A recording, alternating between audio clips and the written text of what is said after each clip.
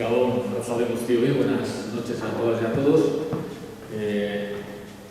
Bueno, gracias por la invitación, gracias a Luis Fernando por todo lo que se ha preocupado por que esto saliera. Tengo que pedir disculpas por el error que cometí al no darme cuenta de que había modificado las fechas de esta actividad y de otra que tuve también ayer en Gasteiz. Y por tanto, había que cambiar la fecha y os pido disculpas y son cosas que a veces pasan, a mí no me pasa nada nunca. Creo que es una cosa de la edad, no pasa nada, la edad es buena, porque la alternativa que tenemos siempre es peor.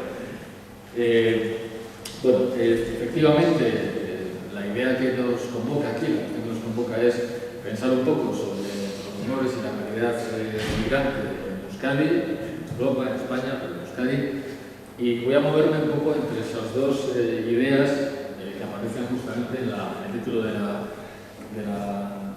conversación, que es necesidad y fraternidad. Porque creo que efectivamente es muy importante que nos demos cuenta de que necesitamos de las personas migrantes, pero, como voy a decir en mi reflexión, no sería bueno que nos aproximáramos a la realidad de las personas migrantes solamente desde la perspectiva de nuestra necesidad. Tenemos que aproximarnos desde una perspectiva no tan instrumental, no tan utilitarista, desde una perspectiva de fraternidad. Bueno, me moveré un poco en esos dos escenarios. He preparado una presentación para mí, para no salir mucho del tema y también para que se puedan acompañar algunas de las cosas que digo. La dejaré a vuestra disposición, se la enviaré a Luis Fernando esta misma noche o mañana, y cualquiera que quiera utilizarla, porque le parezca interesante alguna referencia, algún dato, lo que sea, pues la tendréis a vuestra disposición. Bueno, y empiezo con una imagen que aparecía en un diario de mucha audiencia en Euskadi, no hace mucho tiempo, en 2017, aparecía esta infografía y se titulaba El mapamundi de la RGI. Claro, yo les pregunto, si vemos algo de esto, hay unos países en blanco, en claro, y unos países en oscuro. Lo que nos dice este mapa es que las personas que perciben la RGI en Euskadi, la Renta de Garantía de Ingresos, su procedencia es básicamente los países que están en oscuro, ¿no? Claro, si vemos esta imagen, es fácil, como digamos ya lo hago, que a continuación nos salga esta otra, ¿no? Da la impresión de que hay un montón de gente que está como viniendo hacia acá, hacia Euskadi, ¿no? Entre otras cosas, en principio, pues por la RGI, ¿no? Pero es una imagen que funciona, lo comentábamos ahora mucho, a pesar de que los datos, y algo diremos al respecto, los datos permanentemente nos dicen que no es así, o sea, nadie migra pensando en la RGI, luego creo que lo intentaré justificar de una manera muy clara, en mi opinión indiscutible, pero es verdad que hay un cierto imaginario de que las personas que vienen a Euskadi vienen pues porque aquí hay un sistema de servicios de protección social que es bueno, es un buen sistema, relativamente comparado con otros lugares, y que es un poco como lo que genera el efecto llamada. De hecho, la idea de que las personas migrantes vienen a Euskadi por las ayudas sociales es el gran rumor, el gran prejuicio que sigue operando en nuestra sociedad. La primera vez que se empezó a trabajar en Euskadi el tema de los rumores y los antirrumores, se publicó una guía frena el rumor, y justamente uno de los rumores que se recogían ahí, estamos hablando de hace más de 10 años, justamente uno de los rumores que aparecía allí era este. Los inmigrantes viven las ayudas sociales y abusan de ellas. Y realmente, cuando vamos a los datos, a las percepciones que tiene la opinión, la población vasca respecto de por qué están aquí las personas inmigrantes, algunos estereotipos al respecto, pues una de las más importantes es que se aprovechan excesivamente de la RGI, llegando a acapararla, ¿no? Da la impresión de que en nuestra sociedad, como en otras sociedades, la idea esa de que básicamente las personas inmigrantes vienen aquí por las ayudas sociales es una idea que está muy presente y que no es fácil desmontar. Dicen que decía Albert Einstein que es más difícil desmontar un prejuicio que desmontar un átomo, ¿no? Bueno, pues da la impresión de que efectivamente hay prejuicios que están muy asentados en nuestra sociedad. Yo mismo, pero muchísima gente, hemos llevamos muchos años intentando desmontar algunos de estos estereotipos y prejuicios. Desde la RGI pues, lo hemos intentado y lo intentamos permanentemente. Tengo que felicitaros por el trabajo que habéis hecho con el tema de los rumores. Creo que el trabajo que estáis haciendo, el trabajo que estáis impulsando, aclarando algunos de esos rumores, discutiéndolos, conversándolos, porque se trata de eso, de conversarlos, no se trata de señalar a nadie con el dedo, se trata de conversar sobre eso, porque al final un rumor muchas veces lo que plantea es que hay una preocupación en la gente, ¿no? Se trata de conversar, lo que estáis haciendo fenomenal.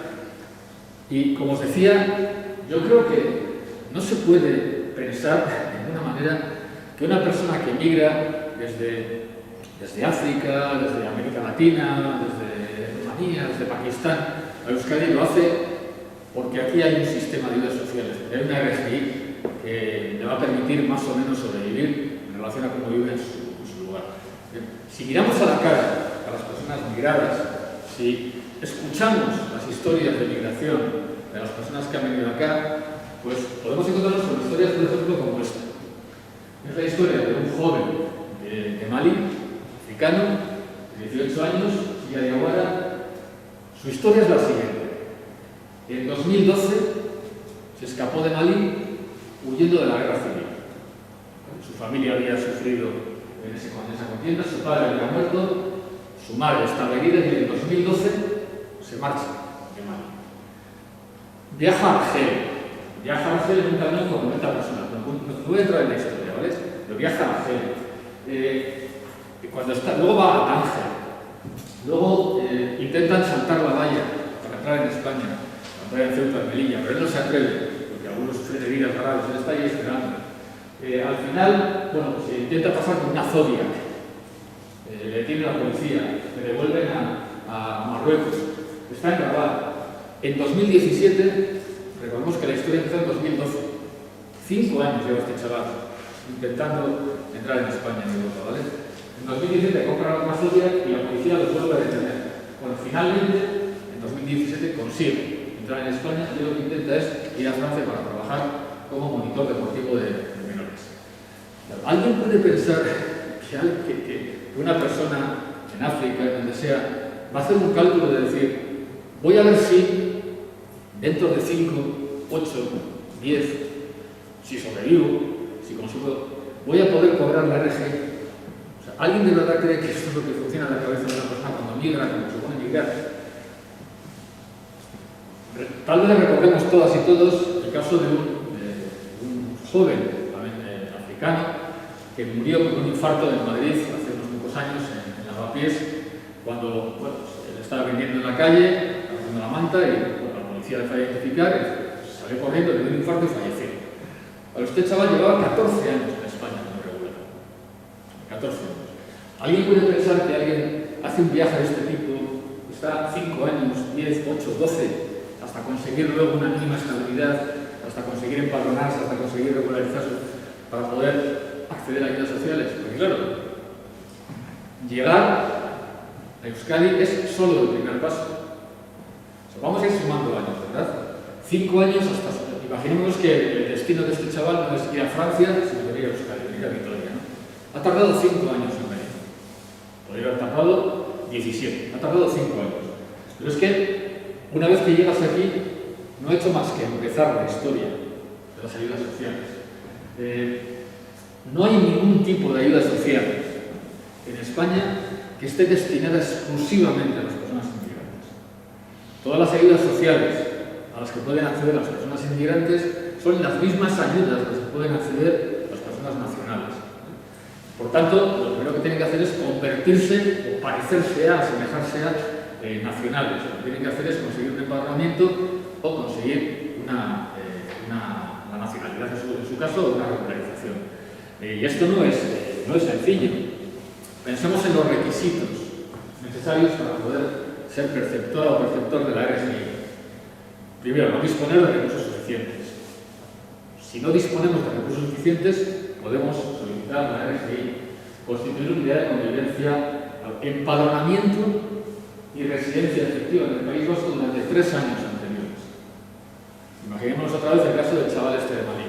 Ha tardado 5 años en llegar aquí, pero tiene que estar 3 años aquí de manera manera consecutiva, de manera permanente, para poder solicitar la RGI. Y si no cumple esos requisitos, pues tiene que estar 5 años continuados durante... Bueno, lo que quiero decir es simplemente algo tan sencillo como esto. Nadie puede pensar que alguien se embarca en una aventura de este tipo, con los riesgos que supone, con las dificultades que tiene, pensando en que en algún momento de su vida, dentro de tal vez 8 años, 5, 6 o 12, va a poder cobrar la RGI. ¿Por qué emigran las personas? Y me vais a permitir que, en lugar de hablar de nosotras y ellas, o nosotros y ellos, en la medida de lo posible hablemos de por qué emigramos las personas. Porque quienes emigran no son las y los inmigrantes. La humanidad somos básicamente homo migrans. Desde que hace 10.000 años, o los que sean, salimos ahí y empezamos a ponernos de pie en las llanuras de Turkana, en África, empezamos a migrar, nos hemos movido por todo el mundo. Somos migrantes, básicamente. Hay una expresión muy bonita del Antiguo Testamento que nos recuerda que todas y todos somos hijas e hijos de un arameo errante. Somos hijas e hijos de Abraham. Nacemos de la migración, nacemos del movimiento entre territorios, ¿no? ¿Por qué emigra la gente? ¿Por qué emigramos la gente? Pues hay dos tipos de factores. Los factores de empuje y los factores de atracción. Lo que se dice en la teoría de las migraciones, push and pull. Empuje y atracción. Y básicamente hay factores sociopolíticos, factores demográficos y económicos y factores medioambientales. Entre los factores sociopolíticos pues tenemos que pensar básicamente en los conflictos armados.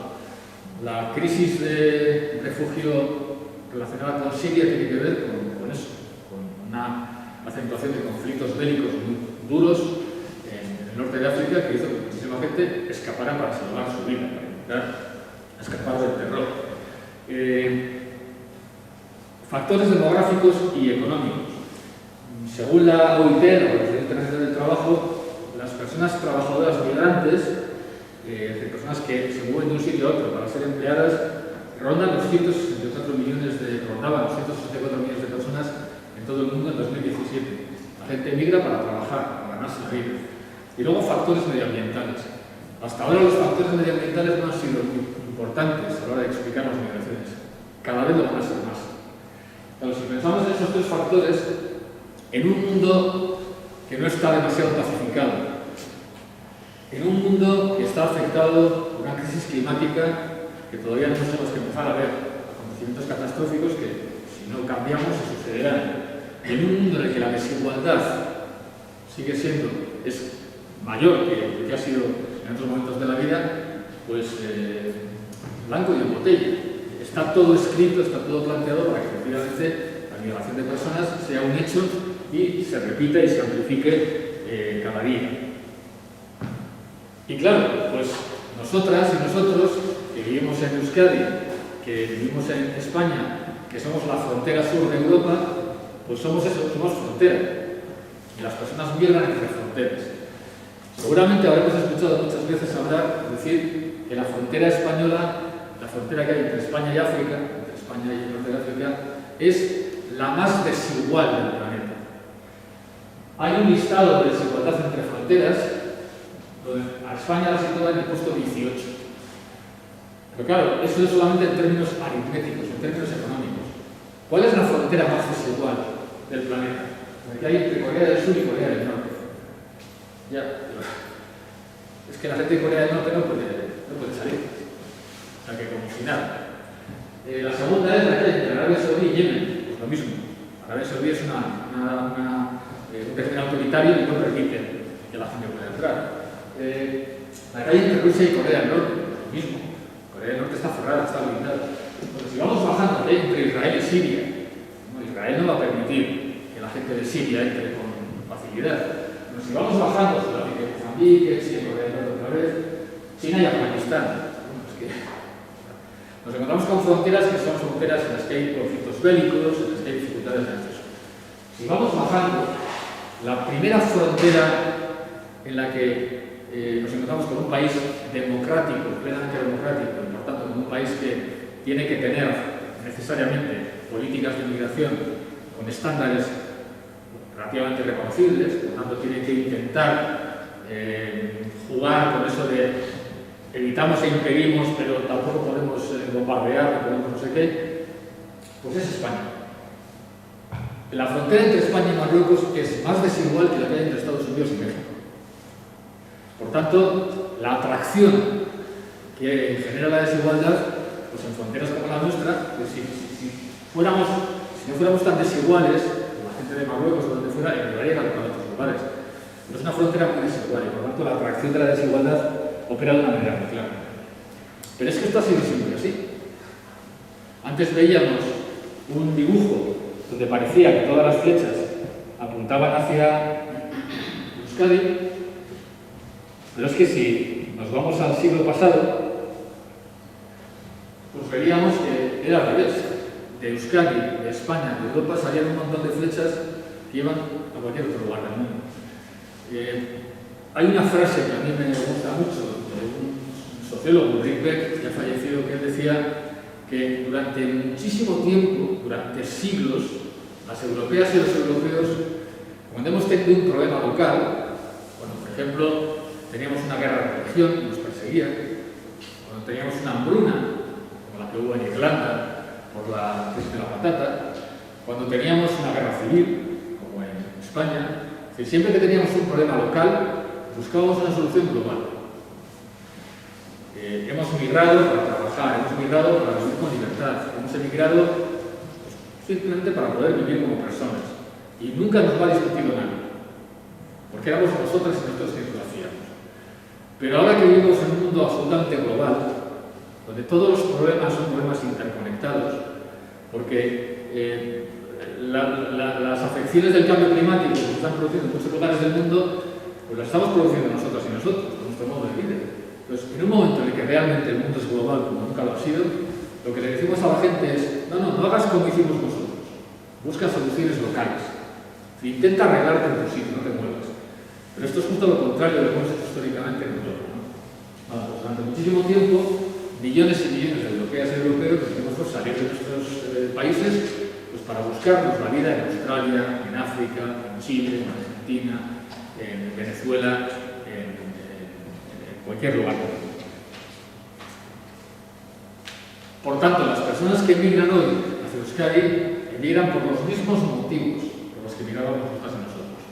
Y básicamente el motivo fundamental, entre sus tres grandes motivos que decíamos, el político, el medioambiental y el económico, el motivo fundamental es el económico. Las personas que emigran a Euskadi, las personas que emigran a España, las personas que emigran a Europa, vienen a trabajar. Podríamos reproducir no sé cuántas docenas de cuadros, de tablas, de datos que nos dicen eso, que la gente viene a trabajar. Uno muy claro. Cuando hay crisis económica, las personas que pueden, las personas que han llegado a España, a Euskadi, a trabajar por crisis económica, si pueden se marchan. Van a buscar otro lugar para trabajar, no se quedan aquí. Aunque hay un RGI, aunque hay pero no pueden acceder. O sea, vemos claramente que hay una línea roja, que es las personas extranjeras que viven en España entre 2006 y 2018. Y hay unos años de crisis económica muy fuerte, entre 2009 y 2014. Bueno, pues la línea roja, como veis, cae absolutamente, porque la gente viene aquí a trabajar. La gente no puede estar aquí abanicándose. En los nacionales, las autóctonas y autóctonos, tenemos redes familiares, podemos aguantar una crisis económica. Las personas que han migrado no tienen redes familiares muchas veces. O tienen trabajo, o tienen que buscarse, o tienen que moverse, para buscar trabajo. Hay una especie de ajuste automático entre la población extranjera y las fases económicas. Cuando se crea empleo, aumentan las personas inmigrantes. Cuando se destruye empleo, cuando hay crisis económica, disminuye el número de personas inmigrantes en España y en Euskadi. Y además, y aquí también podríamos repetir datos, cuando vienen a trabajar y trabajan y aportan mucho más de lo que entre comillas cuesta. Luego entre comillas. Todos los estudios que se han hecho en Euskadi sobre el aporte económico vía impuestos de las personas inmigrantes y el gasto de las personas inmigrantes en ayudas sociales, en sanidad, en educación, etc., dicen lo mismo. Aportan mucho más que lo que reciben. Este es un primer estudio que se hizo en 2006. En 2006 aparecía claramente que cada persona inmigrante consumía 76 euros en gasto social, pero revertía a las haciendas vascas 1.097 euros. Haciendo la cuenta a la vieja, como decían en mi casa, 1.000 euros por persona inmigrante venía a las arcas vascas, que no está nada mal, ¿vale? 1.000 euros. Ikuspegi, el Observatorio Vasco de Inmigración, ha hecho varios estudios en este sentido. Por ejemplo, en 2008, en el principio de la crisis de 2008, las personas extranjeras, por decirlo así, devolvían, ofrecían a la sociedad vasca 71 millones de euros. En plena crisis de 2012 eran 38 millones. O sea, incluso en plena crisis seguían siendo, entre comillas, seguían dándonos más que lo que recibían. El último estudio que se ha hecho, que es de 2018, insiste en lo mismo. La población de origen inmigrante aporta a la economía vasca 818 millones de euros. Por tanto, es una aportación neta. Por tanto, vienen por las mismas razones que hemos ido nosotros a todos los sitios, a Suiza, Venezuela, Chile, vienen o escapando de la guerra o buscando empleo, vienen para trabajar y cuando trabajan son muy productivos y muy productivas. Claro, y es que vienen porque los necesitamos. Y eso está muy bien traído en la campaña que estáis haciendo en esta diócesis. Vienen porque los necesitamos. Los datos cada vez se multiplican. Hay muchísimos datos que hablan de esto. Se dice que para 2050 pues España puede necesitar 7 millones de personas inmigrantes. 7 millones. O se dice que el gobierno asume que España tendrá que hacer cientos de miles de migrantes para poder pagar las pensiones. Hay un informe reciente del Defensor del Pueblo que nos indica esto, nos indica además que las personas migrantes vienen aquí porque las necesitan, evidentemente porque lo necesitan ellos, pero porque las necesitamos y además ocupan los nichos de empleo que están desocupados. Ocupan los nichos de empleo que están desocupados, a pesar de que su cualificación muchas veces les permitiría, si fueran nacionales, acceder a otros empleos mucho más cualificados. Pero al final, todas conocemos a personas que vienen con titulación universitaria y que están trabajando, que ya sé que también les pasa a nuestras hijas así, ¿vale? Pero es así, vienen con cualificaciones suficientes para poder trabajar en otros espacios laborales, pero acaban ocupando los nichos que no cubrimos las vascas y los vascos, las españolas y los españoles.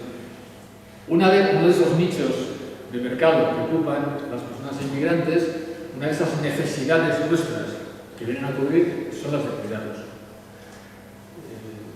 Se habla mucho, ya se ha convertido en una idea muy trabajada por las sociólogas y las economistas feministas, se habla de las cadenas globales de cuidados. Hoy hay muchas mujeres, sobre todo mujeres, en Euskadi que cuidan a nuestras hijas e hijos, que cuidan a nuestras madres y padres mayores, pero ojo, que a veces han tenido que descuidar, o están descuidando a sus propios hijos e hijas que han tenido que quedarse en sus países de origen, cuidadas por sus abuelas, por las tías o por otras personas. Hay una especie de cadena de cuidados donde quienes estamos en el extremo más positivo de la cadena nos aprovechamos del cuidado, esas personas tienen que dejar al cuidado de otras, a sus hijos e hijas, a sus padres o madres, y a veces en condiciones precarias, ¿vale? Es una cadena global de cuidados. Estamos extrayendo afecto, emoción, amor, compañía, cuidados de personas frágiles, de personas vulnerables que vienen aquí justamente por eso, porque necesitamos que nos cuiden. Somos poblaciones más envejecidas, porque somos poblaciones con tasas de actividad femenina más grandes, porque somos poblaciones con familias más pequeñas y es fuerte que alguien nos cuide. ¿Y quién nos cuida? Nos cuidan sobre todo mujeres migradas, mujeres inmigrantes. Durante la pandemia hemos visto tantas cosas y nos hemos preguntado, ¿cómo saldremos de la pandemia? ¿Saldremos mejores? ¿Saldremos no sé qué? ¿Aprenderemos algo? Bueno, yo creo que sí, que aprenderemos algo. No sé si aprenderemos todo lo que tenemos que aprender, no sé si aprenderemos a la velocidad que hace falta que aprendamos, pero durante la pandemia hemos oído hablar, hemos hablado mucho a las personas esenciales, no solamente las personas que trabajaban en primera línea en el centro de salud, sino las personas que nos traían los paquetes a casa. ¿Qué trasiego de furgonetas hemos visto en nuestras ciudades, en nuestros barrios durante el confinamiento? Yo en mi pueblo, en Amazote, que he visto, o sea, todos los días, furgonetas y furgonetas, y igual una vecina no podía coger, oye, disparamos a la vecina, ya te cojo yo. Y muchas de esas personas que hacían los portes eran personas inmigrantes. En los supermercados, en la limpieza, hay muchísimas, por supuesto, en la agricultura. Hay muchísimas personas inmigrantes que durante la pandemia han estado trabajando, han sido esenciales, las hemos aplaudido, pero luego, cuando ha pasado la fase más dura del confinamiento de la pandemia, pues han pasado de ser esenciales a invisibles otra vez, ¿no? Por tanto, las necesitamos. Pero, si me permitís, a mí me gustaría, esto es lo que quiero plantear ahora, a mí me gustaría que, reconociendo que las necesitamos, creo que sería un error justificar nuestra aceptación de las personas inmigrantes solamente o fundamentalmente por el hecho de que las necesitamos. Creo que sería un error. Porque son más que mano de obra, porque son más que capacidad de trabajo, porque son más que devolución de economía a partir de los impuestos.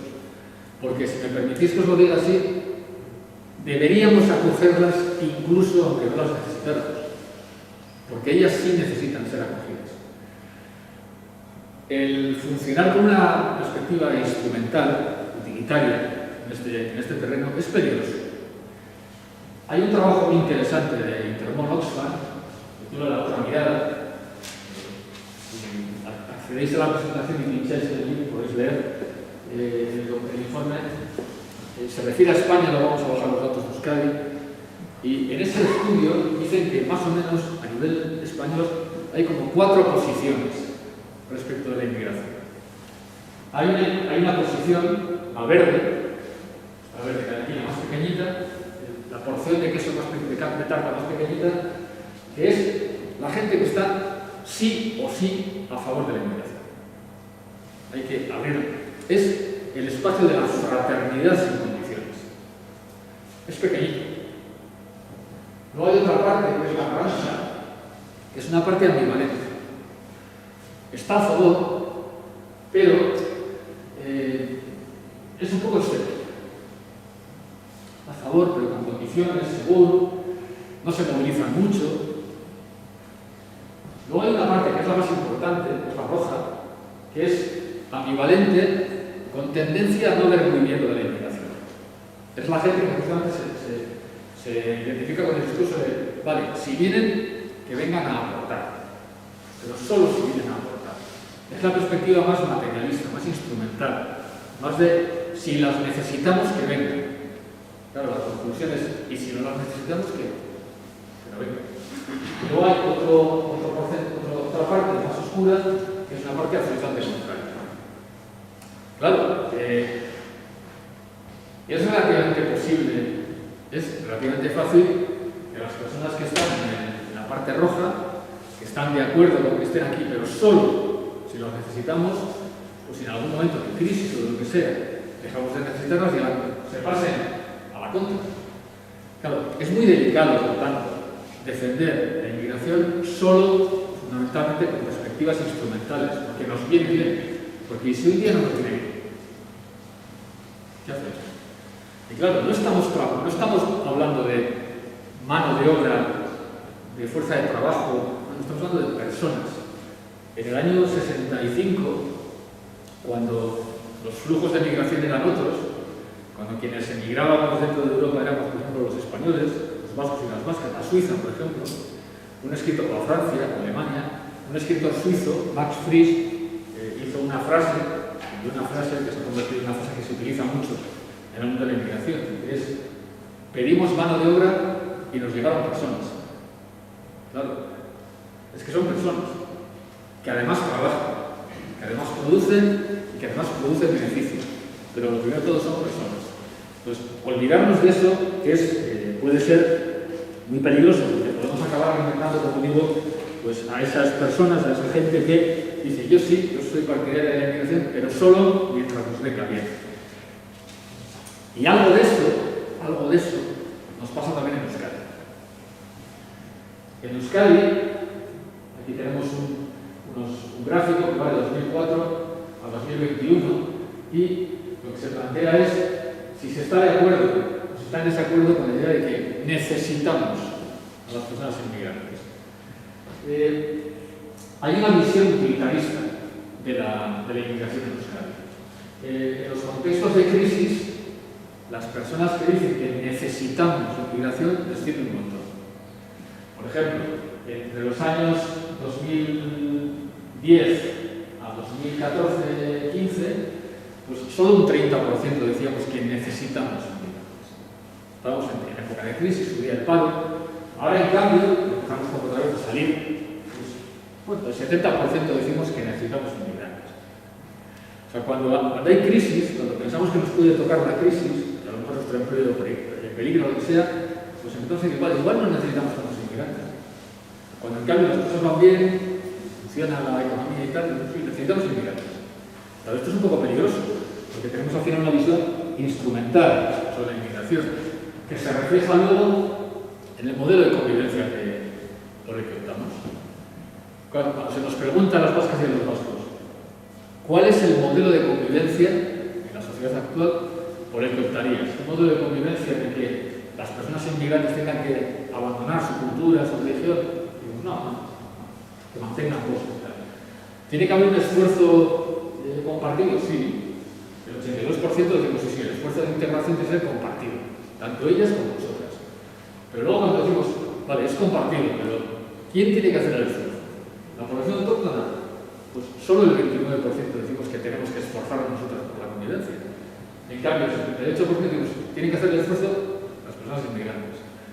Hombre, esto es un compartido un poco raro. Yo por compartir entendía que es un poco 50-50. No, es un compartir de, vale, compartimos, pero son ellas, sobre todo, quienes tienen que adaptarse y nosotras no tenemos que hacer ningún tipo de esfuerzo.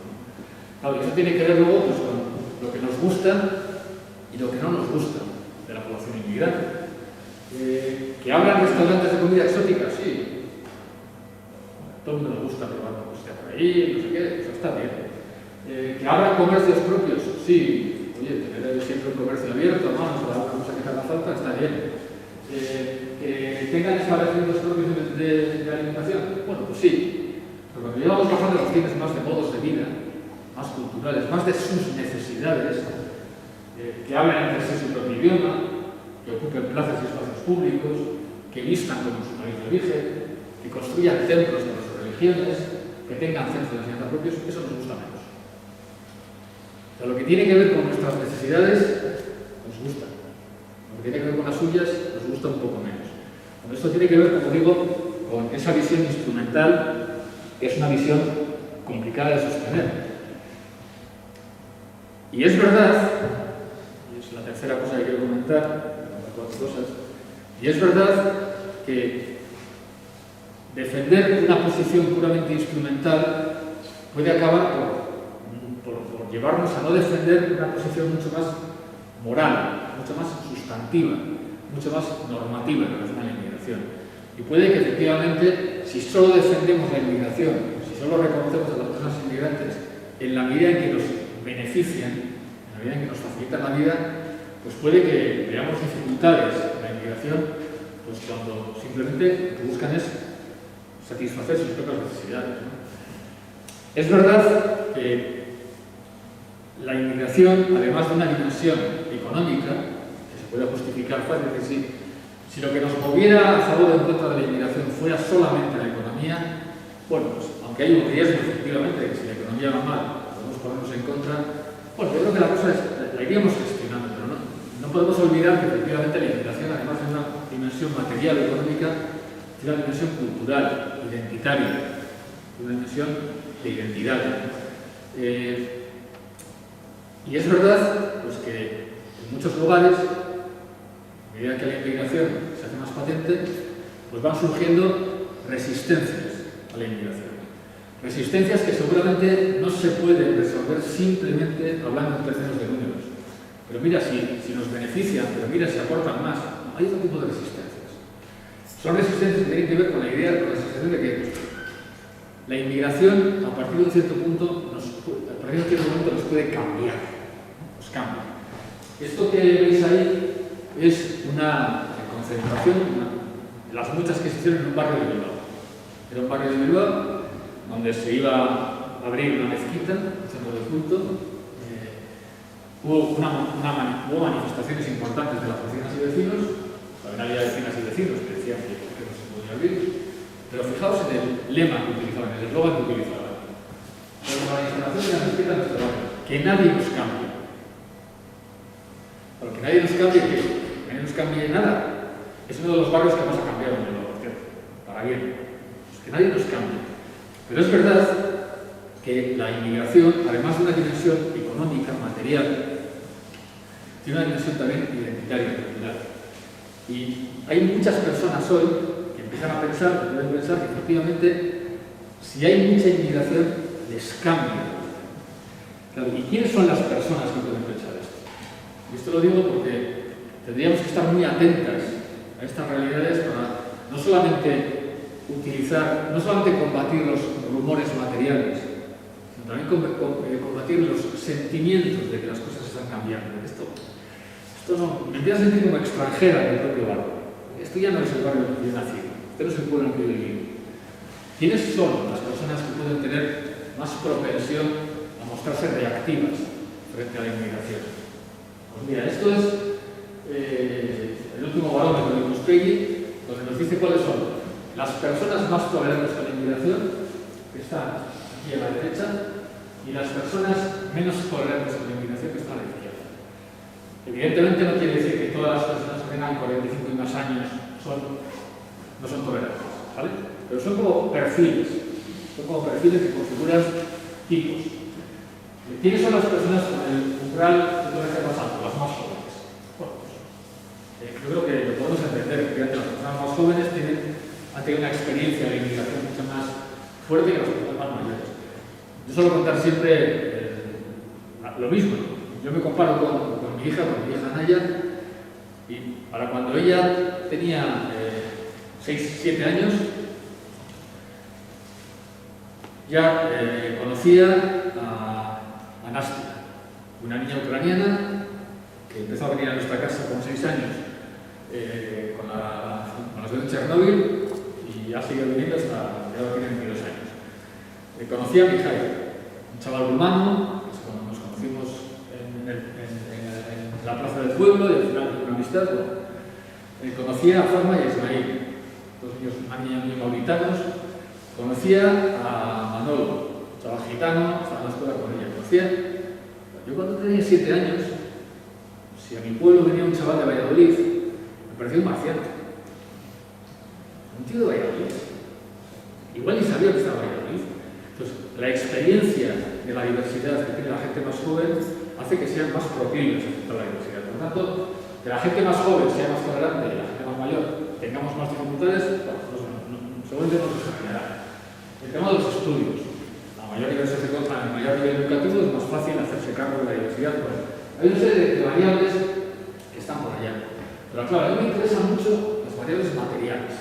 Fijaos, ¿quiénes son más tolerantes? ¿Las personas que tienen más ingresos o las personas que tienen menos ingresos? Pues claro, quienes ganan más de 2.500 euros al mes son más tolerantes que quienes ganan menos de 1.000 euros. Oiga, parece que esto empieza a afectar a la gente. Vivimos en sociedades bilinguistas. En sociedades donde cada vez hay más gente que cae hacia el lado de menos ingresos.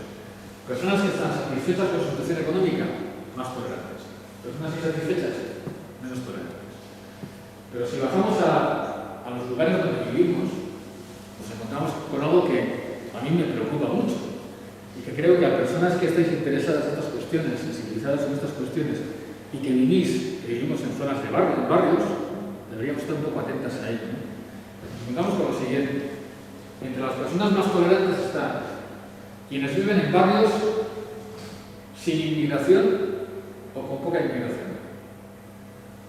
Además dicen que aunque viven en barrios sin inmigración, tienen mucha interacción con personas inmigrantes. Me pregunto, ¿qué interacción será? Y además dicen que en el ocio tienen mucha relación y la que consumen en los restaurantes.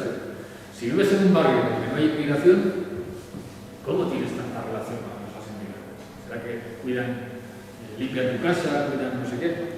En cambio, las personas menos tolerantes son las que viven en barrios con mucha inmigración. Y además dicen que, aunque viven en barrios con mucha inmigración, no tienen interacción pública con las personas inmigrantes y no tienen relación con las personas inmigrantes en los momentos de ocio. Aquí tenemos un problema. Tenemos que trabajar muy bien eso. Tenemos que trabajar muy bien ese espacio de interacción cotidiana donde, por lo que algo que diremos enseguida, pues pueden surgir reacciones de confrontación, de disgusto, de malestar ante el hecho del aumento de la diversidad. Cada vez hay más investigadoras e investigadores que nos alertan sobre lo que algunos han llamado los choques de barriada, donde hay riesgo de que existan roces entre personas autóctonas y personas inmigrantes. En quienes tenemos un puesto de trabajo en la Universidad del País Vasco, vivimos en un pueblo donde hay poca inmigración, tenemos nuestro futuro económico resuelto, no sé qué, o donde no ocurre eso. Pues seguramente es más fácil que ocurra en los barrios donde hay gente que vive con un futuro económico incierto, etc., ¿no? Boaventura Sousa Santos, que es un investigador portugués muy interesante, desarrolla una reflexión que a mí me gusta mucho, que es una reflexión en la que él dice que las expectativas de futuro, o sea, la forma en que vemos el futuro, tiene que ver con una especie de ecuación entre nuestra esperanza y nuestro miedo. Si tenemos más esperanza que miedo, nuestra mirada hacia el futuro es una mirada esperanzada. Si tenemos más miedo que esperanza, nuestra mirada hacia el futuro es una mirada atemorizada. Y él dice, en un artículo muy bonito, titulado La incertidumbre entre el miedo y la esperanza, él dice que, en su opinión, vivimos un tiempo en el que hay una creciente polarización entre el mundo del miedo sin esperanza y el mundo de la esperanza sin miedo. Es un poco lo que veíamos aquí. Aquí hay personas con más esperanza que miedo, aquí hay personas con más miedo que esperanza. Claro, es muy importante trabajar esa ecuación, es muy importante alimentar la esperanza y combatir el miedo, porque en el fondo la falta de esperanza hacia el futuro, la incertidumbre, el riesgo, el temor, porque va a venir mañana, y el incremento del miedo están en la base pues, de muchos de los movimientos xenófobos populistas que vemos hoy en el mundo. ¿Por qué crece tanto? ¿Por qué crece tanto la xenofobia, el populismo, los movimientos de ultraderecha? ¿Qué es lo que prometen los líderes de la ultraderecha? Prometen soluciones fáciles. Yo te voy a salvar. Nunca vas a tener miedo.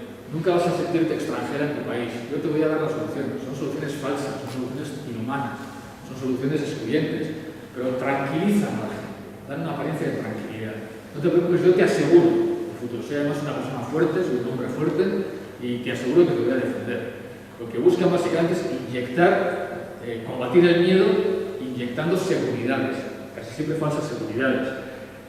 Esto es algo que vimos muy bien, decía Luis Fernando referencia ayer en la presentación, es algo que vimos muy bien en los dos informes FOESA, los dos últimos informes de Cáritas que hemos hecho en 2014 y en 2019. En el informe de 2014, las cosas corren mucho, pero seguramente todas y todos nos acordaremos de cuál era el contexto político y cultural en España, en Euskadi, en 2014. Era el contexto del 15M, de los indignados, de las primaveras árabes, de las ocupaciones de plazas. Era un contexto de enfado, de indignación, pero con esperanza de cambio. En 2019 el contexto había cambiado radicalmente. Seguimos muy enfadados, seguimos en la indignación, pero ya no prima la esperanza, ahora lo que prima es el miedo. Hay un gráfico que nos da mucho juego a quienes trabajamos en sociología, en ciencia política y en economía, que es el que se llama la curva del elefante. Es ese gráfico que hay arriba, si veis abajo, se parece como un elefante. Está la cola, está el lomo, está el comienzo de la trompa y luego está la punta de la trompa. Imaginémonos un elefante dibujado por un niño o una niña o por mí que dibujo. Entonces, este es un gráfico muy interesante porque nos dice cómo ha evolucionado la igualdad, la desigualdad, la riqueza en el mundo desde el año 1980 hasta el 2018. Y voy a resumirlo. Han pasado 4 cosas. Primera cosa que ha pasado, nos ponemos en la cola del elefante. Ha pasado que las personas más empobrecidas, los pueblos más empobrecidos, siguen igual de pobres. No han avanzado nada en la vida. La cola del elefante sigue siendo lo que es. En segundo lugar, ha pasado, vamos al lomo del elefante, a la espalda, que en algunos países del llamado tercer mundo del sur global, Brasil, China, India, ha habido mucho movimiento económico en esos años y han surgido clases medias que han mejorado su posición. Ya digo algo referido a la inmigración. Quienes emigran no son quienes están en la cola. Quien está en la cola no tiene ni fuerza, ni capacidad, ni salud, ni recursos para moverse. Quienes emigran son quienes empiezan a mejorar. Una vez que empiezan a mejorar, dicen, voy a dar un poco el salto, a ver si mejoramos. Por tanto, quienes emigran son quienes están en la espalda del elefante. Paso a la trompa. En la punta de la trompa nos encontramos con las grandes fortunas globales. Hay un 1%, o sea, un 1% de la humanidad se ha quedado con casi el 30% de toda la riqueza que se ha producido en el mundo entre el año 80 y el año 2018. Un 1%. Se ha quedado con casi el 30% de toda la riqueza que hemos producido durante esos años. Son las élites globales que se han disparado. Pero lo que me interesa ahora que nos fijemos es en el comienzo de la trompa, en la base de la trompa, no en la punta. Eso que está ahí rodeado, que son las clases trabajadoras, las familias populares, las familias trabajadoras en los países del norte, que no solamente no han mejorado su posición, sino que han perdido su posición económica. Ahora pensemos en lo que pasaba en 2014. En 2014, la gente, nuestras hijas e hijos, nosotras mismas tal vez, estábamos muy enfadadas por la crisis de las hipotecas subprime, por el tema de los bancos. ¿Qué es lo que decíamos? No hay pan para tanto chorizo. ¿Con quién estábamos enfadados? Estábamos enfadados con el sistema. Estábamos enfadados con las élites. Estábamos enfadados con la punta de la trompa del elefante. Decíamos, somos el 99% frente al 1%.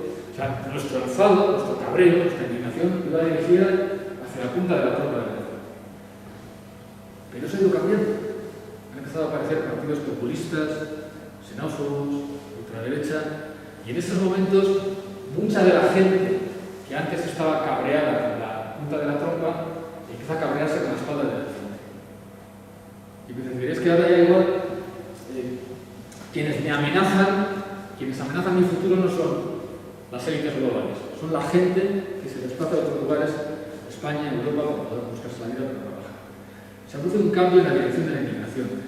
Y eso es preocupante, esto es muy preocupante, porque en principio pues las expectativas económicas de futuro son expectativas de que seguramente durante unos años, con la precarización del empleo, con la nueva ola de automatización, claro, las empresas cada vez se parecen menos a las grandes empresas industriales de los años 50 o 60 y se parecen cada vez más pues, a Uber, a estas empresas donde trabajan unas pocas horas y tal.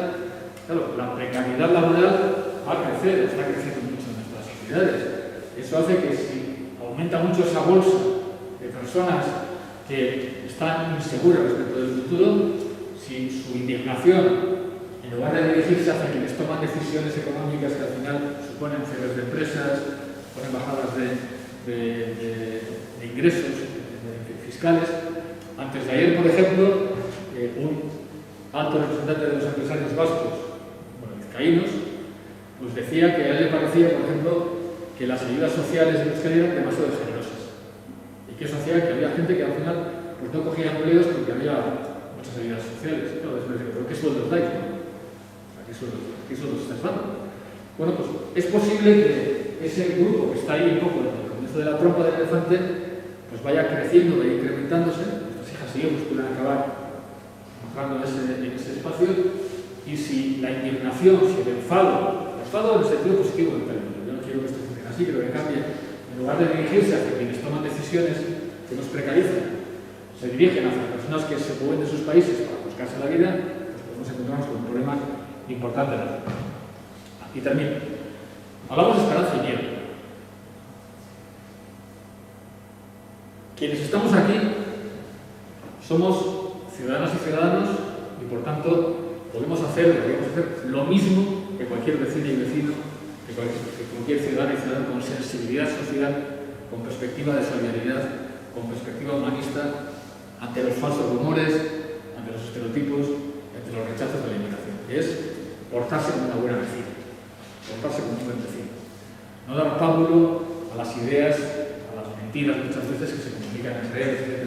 O sea, mirar a los ojos, mirar a la cara a las personas migradas, a las personas migrantes que son unas de las nuestras, nuestras vecinas. Eso lo podemos hacer, lo deberíamos hacer, porque somos simplemente seres humanos, somos personas con sensibilidad. Pero es que además somos cristianas y cristianos. Y entonces tenemos un marrón. Porque es que, además de eso, además de ser buenas vecinas y buenos vecinos, tenemos una encomienda particular. A mí me encanta la forma en que lo expresó el Papa Francisco en 2019, por motivo del 50 aniversario de la fundación del Secretariado Jesuita por la Justicia Social y la Ecología. Él les decía, y nos decía, compartan su esperanza, allá donde se encuentren, para alentar, consolar, confortar y reanimar. Abran futuro, susciten posibilidades, generen alternativas, ayuden a pensar y a actuar de un modo diverso. Cuiden su relación diaria con el Cristo glorioso y sean obreros de la caridad y sembradores de esperanza. Si realmente es cierto eso que dice Boaventura Sousa Santos, de que la gran incógnita, la gran relación que puede dar lugar a un futuro o a otro, a un futuro de miedo, a un futuro de esperanza, a un futuro de humanidad, a un futuro de brutalidad, a un futuro de fraternidad, a un futuro de confrontación, es cómo van a relacionarse esperanza y miedo. Claro, es que nuestra tarea fundamental es alimentar el generador de la ecuación, crear esperanza, generar esperanza, combatir el miedo. Esto es muy importante. Lo decía también el Papa Francisco en Misericordia Vultus. Él decía, ¿qué es la misericordia? La misericordia es la ley fundamental que habita en el corazón de cada persona cuando mira con ojos sinceros al hermano que encuentra el camino de la vida. Tenemos que mirar con ojos sinceros, somos misericordiosos, las personas que han hecho tantos esfuerzos para estar aquí con nosotros. Y recordemos lo importante que es la mirada en la tradición cristiana. Cuando en el relato del juicio final se nos dice, pues mira, tú lo siento mucho, no lo has hecho bien, pues porque estuve preso y ¿cuándo te he visto preso yo? No, el problema es que no me has mirado, no me has querido ver, no me has mirado. Cuando te digo forastero, hambriento, es que no me has mirado a los ojos. ¿Cómo vas a ver si no me has mirado? Y en cambio, la parábola del samaritano lo que dice es eso. Si somos capaces de mirar en los márgenes, nos pararemos de la persona caída, ¿no? O sea, qué importante es la mirada. Y esto, a las personas creyentes, a las comunidades cristianas, pues debería llevarnos a hacer un trabajo muy... Ya lo estamos haciendo, y he dicho al principio que parece muy importante lo que habéis hecho con los rumores y tal, ¿no? Pero esto nos debería, yo creo, a mí primero, llevar a pensar sobre qué estamos aportando los cristianos y cristianos, en este caso el tema de la fraternidad, de la acogida, de la inmigración. Porque volviendo al cuadro que veíamos antes de personas más tolerantes y personas menos tolerantes, pues a mí hay algo que aparece siempre en los estudios de Foucault y que a mí, como persona cristiana, me duele horrores. Y es que entre las personas con un grado de tolerancia más alto están las agnósticas y las ateas. Y entre las personas con un grado de tolerancia más bajo están las católicas practicantes y no practicantes. Es verdad que luego, cuando vamos, en lugar de estar en dos grupos, vamos a dos, las católicas practicantes o no, son más bien ambivalentes. Pero no me vale la ambivalencia. No es suficiente la ambivalencia. Seguramente lo que está explicando esto no es nuestra creencia, nuestra fe. Está explicando igual nuestra edad. Somos gente más mayor cada vez, los más mayores tenemos más miedos. Nuestra situación económica. La gente que conforma nuestras parroquias es gente de barrio, gente de pueblo, gente humilde, gente trabajadora.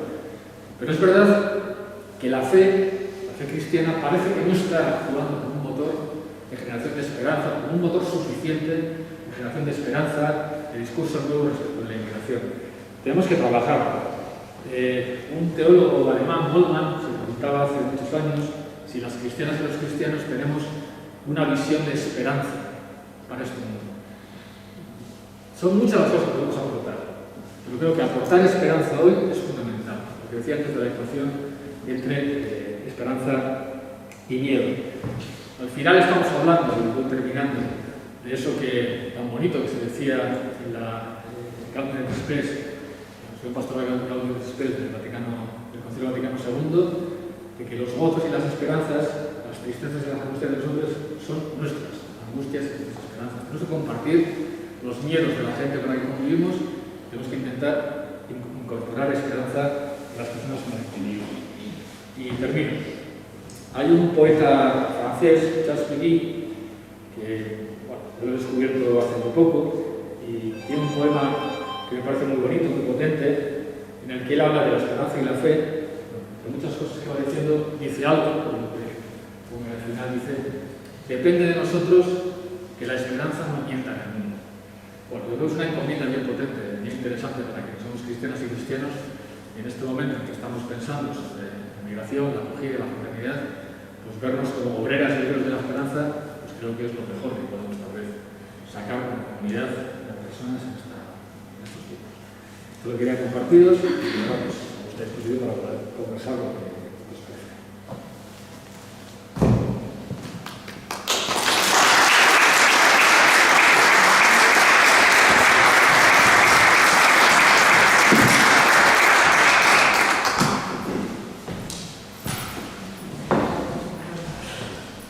La verdad es que no deja indiferente lo que dice. Bueno, tenemos unos minutos, unos 20 minutos aproximadamente para poder hacer algún comentario, una pregunta, alguna reflexión. Si os pediría que hagamos la pregunta más o menos concreta, en la medida que podamos. Si es un comentario, que sea un comentario breve para que podamos participar diferentes personas, ¿vale?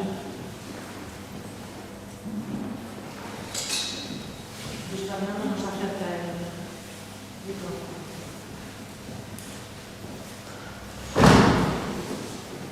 Bueno, yo sí que quería, y así aprovechamos a romper un poquito del hielo,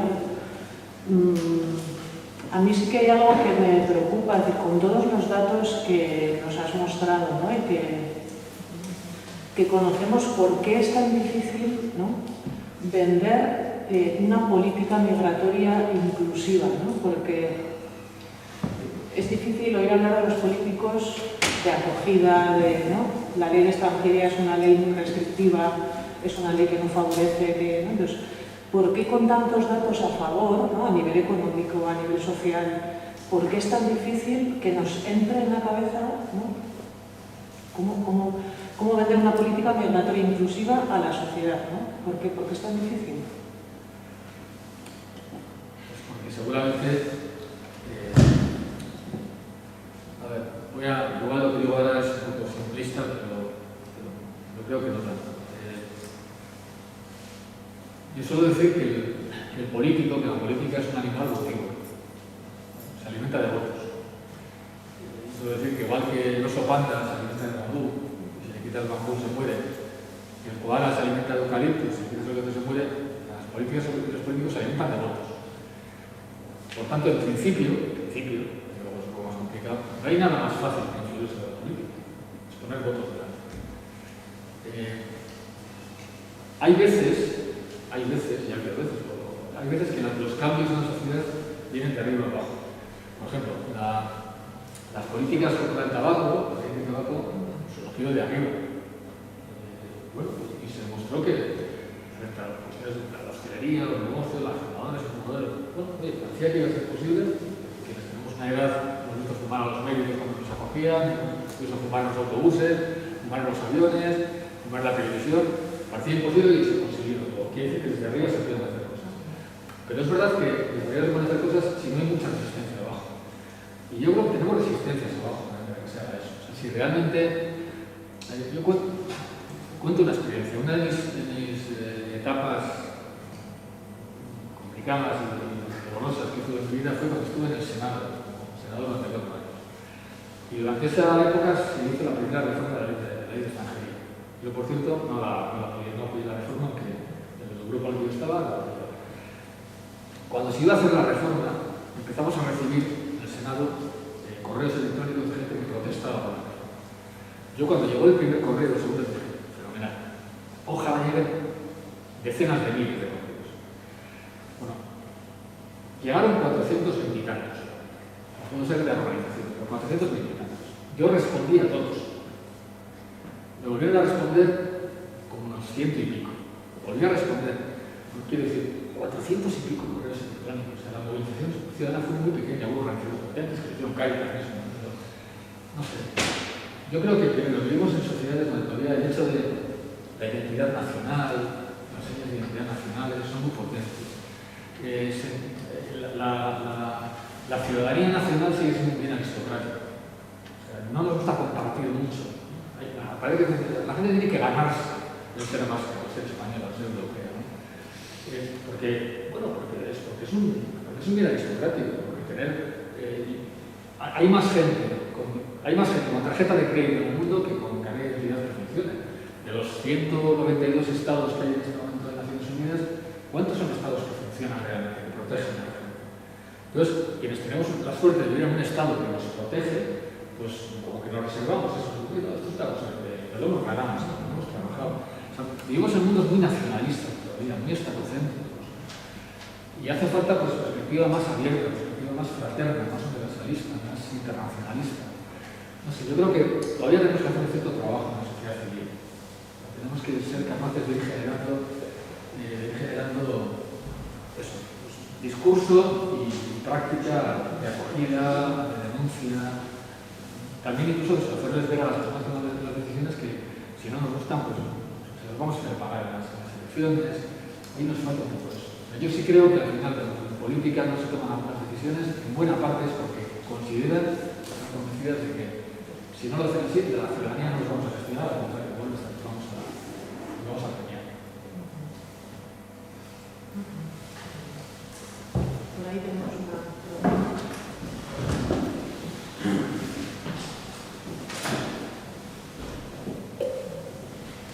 En principio, muchas gracias, Manuel. Y también a los que han organizado este evento. Cuando tenía otra actividad y venía aquí, digo, no, que voy a una charla sobre inmigración de Manuel Cubero. No, Manuel Cubero muy bueno, sí, pero el tema no es nada nuevo, ¿no? Como diciendo, no es ninguna novedad una charla sobre la inmigración, ¿no? Yo creo que sí. Me he quedado con la esperanza, ¿no? La esperanza o el miedo, ¿no? Esa parte, ese capítulo me ha gustado mucho. La pregunta concreta sería, Manuel, si esto no es un proceso, el hecho de la inmigración. En principio hubo un rechazo, ahora creo que hay una indiferencia y posiblemente, y voy a ser optimista y esperanzador, que finalizaremos con una aceptación. Porque es que no hay otra, sí es evidente. Es evidente.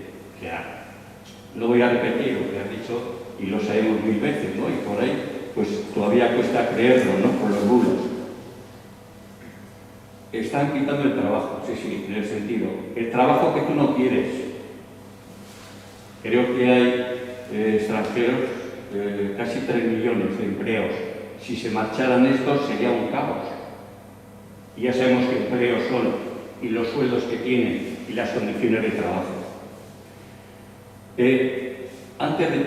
Ya hace años, ¿no? Y casi me duele el hecho de decir, la inmigración no es un problema, es una oportunidad. Y ahora ya ni eso se oye, ¿no? Cuando es evidente, vamos, que son datos, yo no sé, ya has comentado un poco por la primera pregunta, por el hecho de que políticamente, ¿qué se puede hacer, no? En los votos. O sea, tenemos campos de refugiados que estamos pagando entre todos, ¿no? Pero, termino con esto, pero siendo una realidad sangrante, o sea, que sangrante como que mueren miles de personas intentando llegar a los destinos a trabajar, ¿qué hacen los gobiernos? O sea, ¿qué se hace? No sé si, pues no sé, supuestamente, además que los necesitamos, pero, no sé, facilita las cosas, pero si están llegando, se están muriendo, pero están llegando. Lo que si dijesen, oye, mira, con esta política de inmigración no entra nadie, bueno, pero es que están llegando y estamos subvencionando pobreza.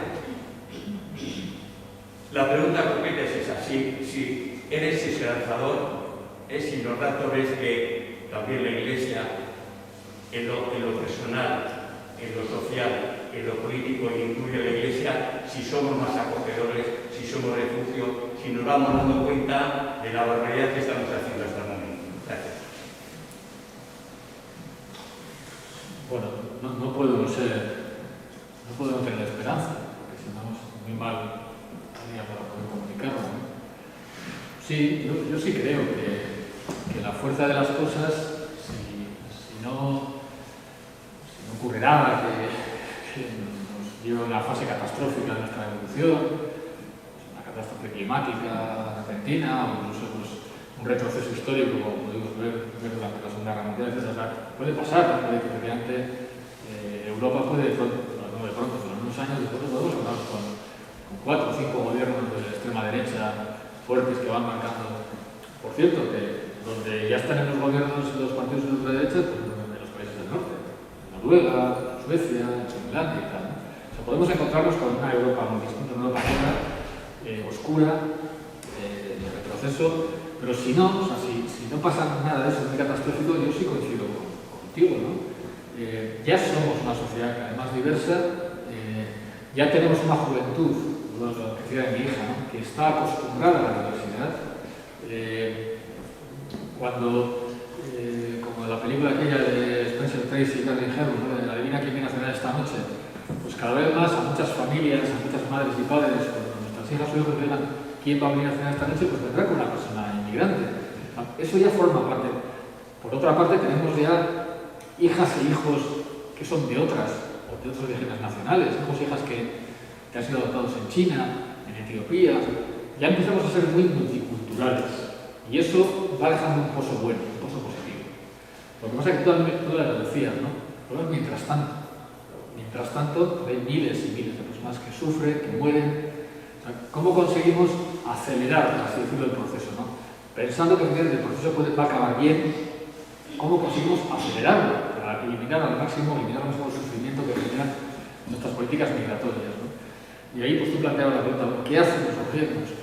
Pues los gobiernos hacen algunas veces cosas buenas, en general no están acertando en esto de la inmigración. Europa, que tenía que haber sido un espacio donde realmente hubiera un acuerdo respecto a la inmigración, no lo está consiguiendo. Los egoísmos nacionales acaban siempre por cortocircuitar todo. Recordemos la crisis de Siria. Alemania, Angela Merkel fue la única que dijo voy a coger y acogió 100 y pico mil refugiados. España tenía que haber acogido 16.000, que no es nada. Al final no llegamos ni a 4.000 y pico. Somos como una especie de club de gorrones, ¿no? O sea, que lo hagan otros, que lo hagan otros, ¿no? La esperanza es que cuando vamos bajando en la política, en los espacios más de gobiernos, bajamos a comunidades autónomas y bajamos sobre todo a los municipios, pues en los municipios sí hay políticas interesantes. Políticas muy interesantes en la inmigración.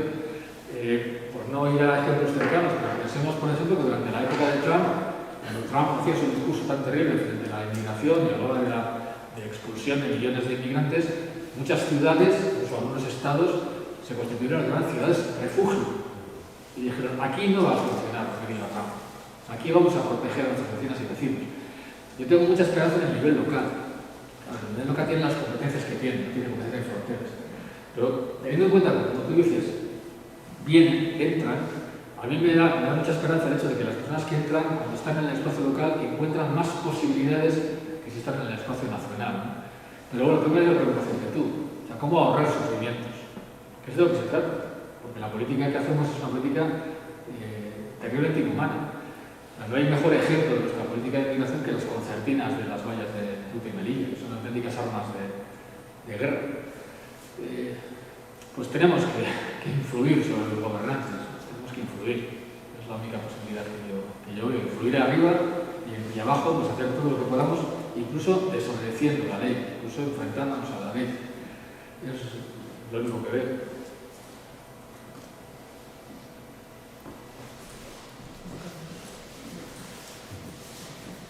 A mí me da mucha pena, Manuel, que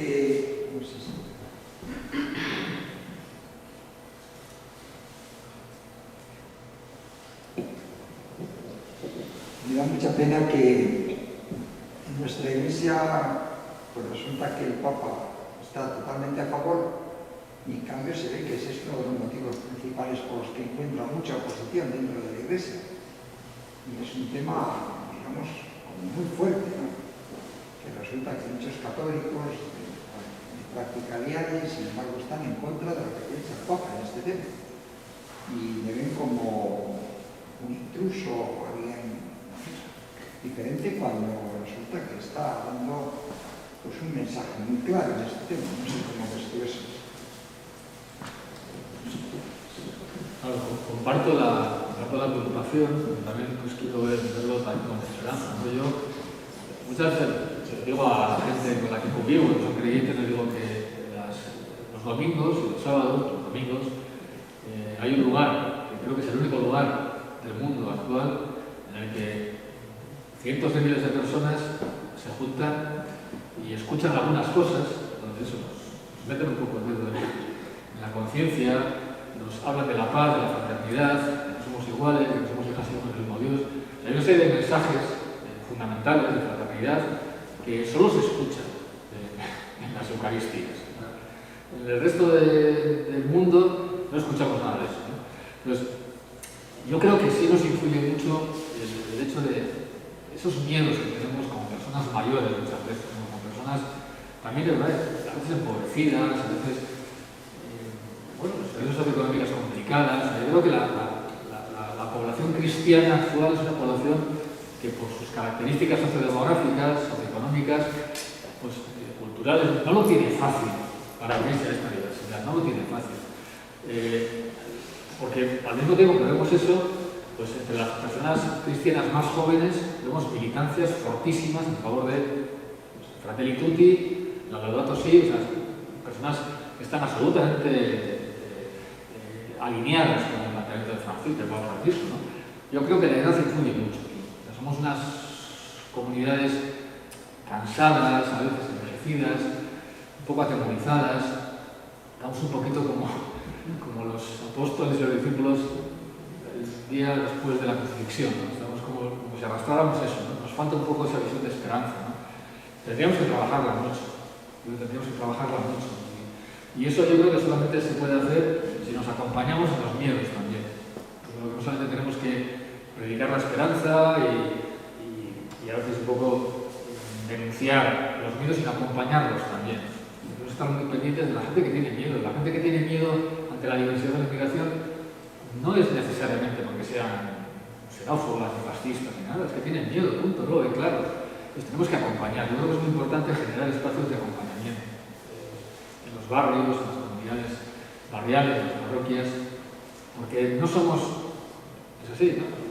La generación que hoy nos mantenemos en la iglesia, aquí en Europa, pues no somos la que hemos conocido más la diversidad, la que hemos más con ella, más bien al contrario, hemos vivido en sociedades más homogéneas, hemos vivido tiempos mejores, casi todo ahora nos dice que puede ser peor. Bueno, estamos como hay variables sociodemográficas que explican en parte que tengamos miedo, ¿no?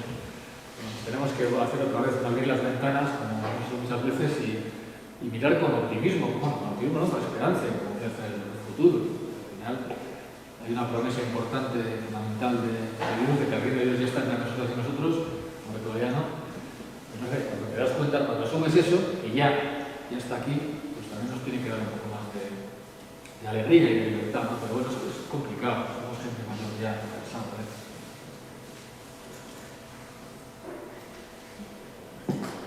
Una última intervención.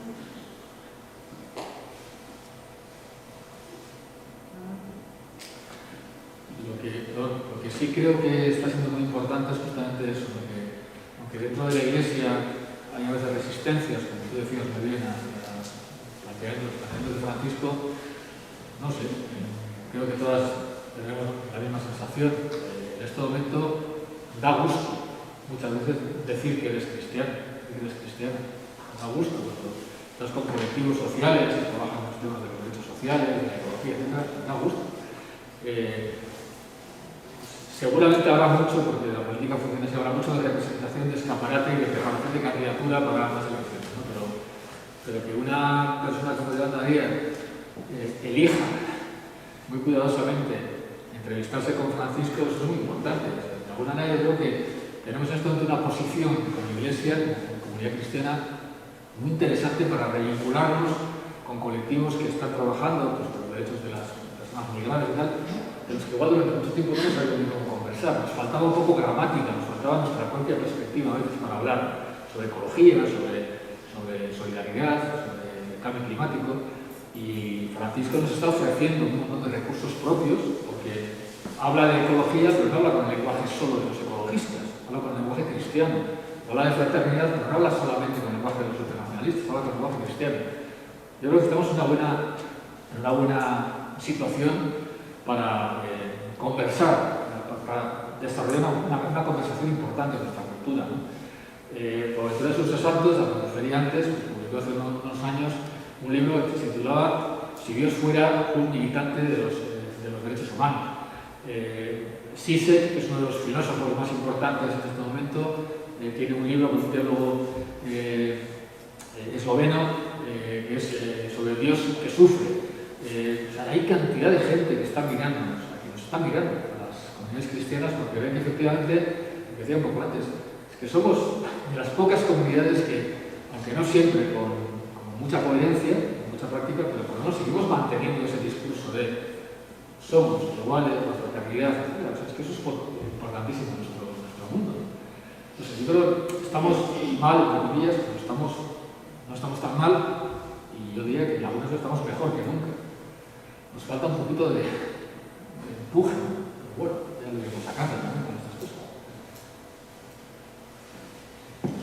Y Manuel recogía muy bien cuando le propusimos el título de la charla, la provocación que tenía esa primera parte, ¿no? Del título, necesitamos a los inmigrantes. A veces, personalmente, como comunidad eclesial, como sociedad, solo nos movemos desde la pura necesidad, ¿no? Y también recogía muy bien el reto de la segunda parte, elijamos fraternidad, ¿no? Adelantémonos, seamos capaces de salir al encuentro, ¿no? Pues gracias, Imanol, por tus palabras, por enseñarnos esta realidad, ¿no? Conocida, que nos recuerda, que nos remueve por dentro, y también por esta invitación pues a la esperanza, que no es fácil vista la realidad. Y bueno, pues tenemos un reto cada uno personalmente, también como comunidad eclesial, como iglesia, como sociedad, ¿no? No nos quedemos solo en lo pequeño del cada día, ¿no? Sino que intentemos sumarnos a otros para poder movilizarnos y para romper cosas, ¿no? que provocan injusticia y sufrimiento en las personas, sobre todo hablamos de las personas migrantes. Muchas gracias, Imanol, y le despedimos. Os parece un aplauso.